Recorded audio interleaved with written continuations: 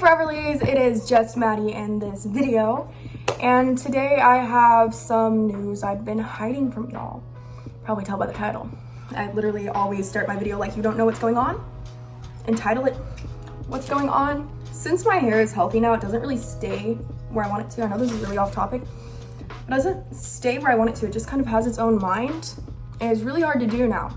Let's get into the actual video. So if you can't tell by the title, I have a boyfriend now. I've been kind of like hiding this because if you've been watching my channel for a while, you probably know that in the past when I dated, I would be like, meet my boyfriend vlog, I have a boyfriend, teen stepdad Q&A, and just all clickbaity. From the outside, it definitely looked like I was just dating for views, and I never want it to look like that ever again. I didn't go about it in the right way.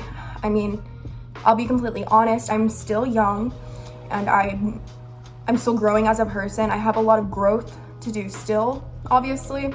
I've learned and I'm doing it the right way this time. I feel like it's the right person. I'm not gonna be like a clickbaity relationship type channel.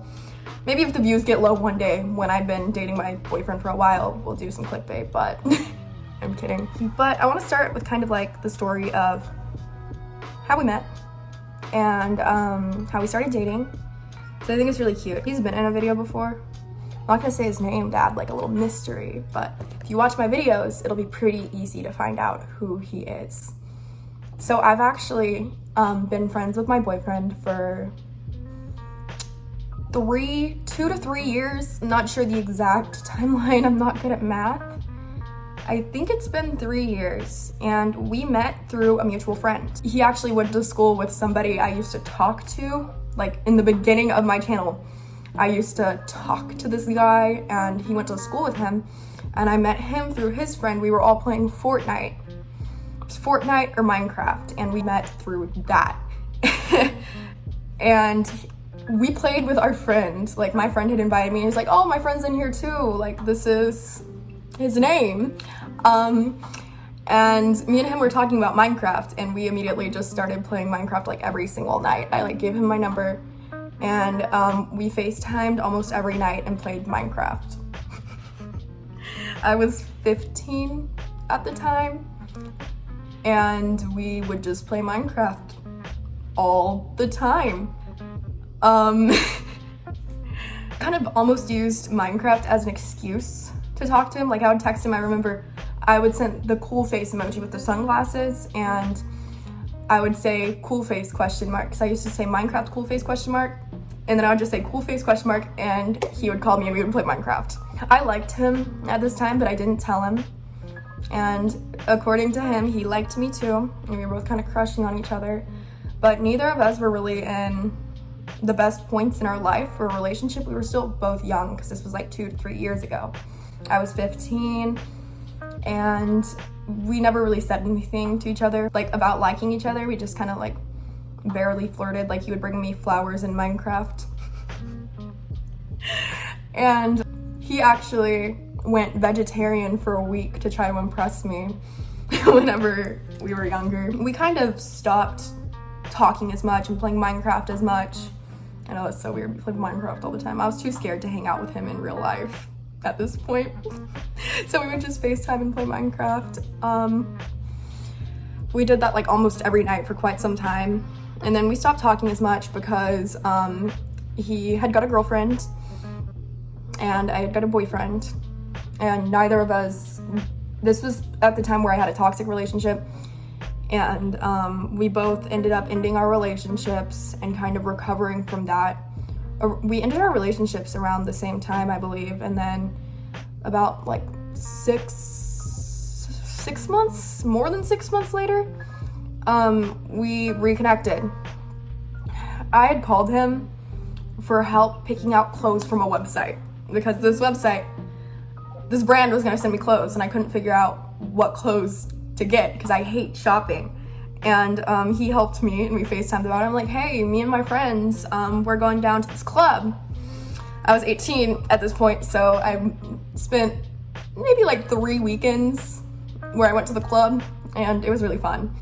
But I don't really go anymore. It's not really my atmosphere. But I told him Everly is gonna be at her dad's house, so I have the night off. I want to go out. I'm going to the club. Do you want to come? So he came.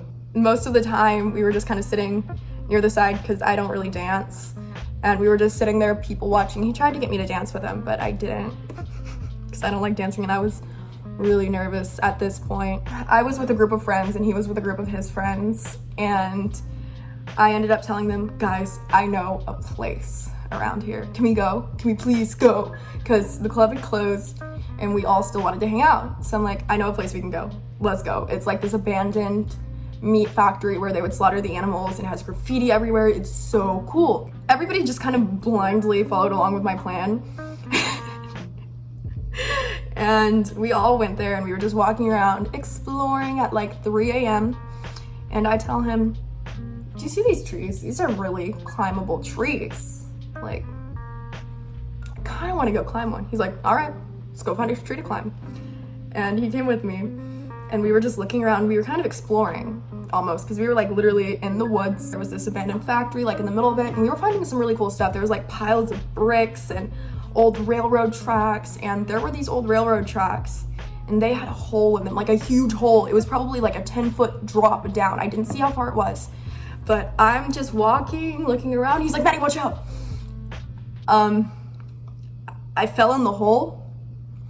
Luckily, I did not fall all the way in. I was able to catch myself and he helped catch me, and I'm like, oh, yeah, I didn't see that. Like, I told you to watch out. I'm like, you didn't tell me soon enough. But we were just kind of exploring, laughing, having a good time. And at this time, I didn't really want a relationship and I was scared. So scared. So I was trying not to like him because I had been sexually assaulted a few months before, and I was having a really hard time even talking to guys or looking at them or even thinking about being in a relationship. But I was able to kind of let go and have fun with him, and that was like the first time I was able to do that in a long time. That's like a different story, but it like really, I don't know, I was scared at this point because my whole idea of relationships was kind of altered by what had happened. Yeah, that's a story for another time. We're walking now and we're just exploring basically. There's like this water tower, everything's really cool, it's all old, it's like the middle of the night. We were pointing out stars. It started raining too, like we were running around in the rain. I ended up hearing a wolf growling. So I tell him, I'm like, did you hear that? And fight or flight mode activated. I started running as fast as I could.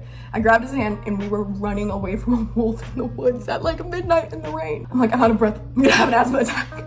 So I sit down behind this thing and I pick up a stick, and wolf was gone. He's like, that's not gonna do anything. I'm like, yes it is, I will beat up this wolf if it comes near me. The night ends, he goes home, I go home, and I call him. I'm like, hey, you wanna go get breakfast tomorrow? Like, let's hang out. And after that, I had just fallen so hard I didn't tell him. And we started hanging out a lot. We would go on little adventures. That's what we would do all the time. We would just go find random areas like in the woods with water and look for cool rocks, and he'd give me rocks and I'd give him rocks. And we went this place that had crystals on a hike and we got crystals, and I just have so many rocks from our little adventures. Hold on. This is just the closest thing to me, but he brought me this back from the beach and some other seashells, and I just have all kinds of rocks collected. At this time, I was still really scared. Anytime we would literally touch hands, I would get nauseous because I still had that kind of I don't know, I think trauma is the best way to describe it. I'm not trying to be dramatic, but I still have that trauma from what had happened with the assault. So I would get nauseous. Anytime we would be close to each other or touch or make eye contact. And it was just really scary. And eventually, I started opening up a bit more, hung out almost every day, went and picked flowers and made paper with flowers in it. I never told him oh, I'm literally in love with you, even though we've been friends for like a long time and we just now started hanging out again. Like, I'm literally in love with you. I never said that. But we just stayed like close friends, and we hung out as friends for like quite some time before we started dating.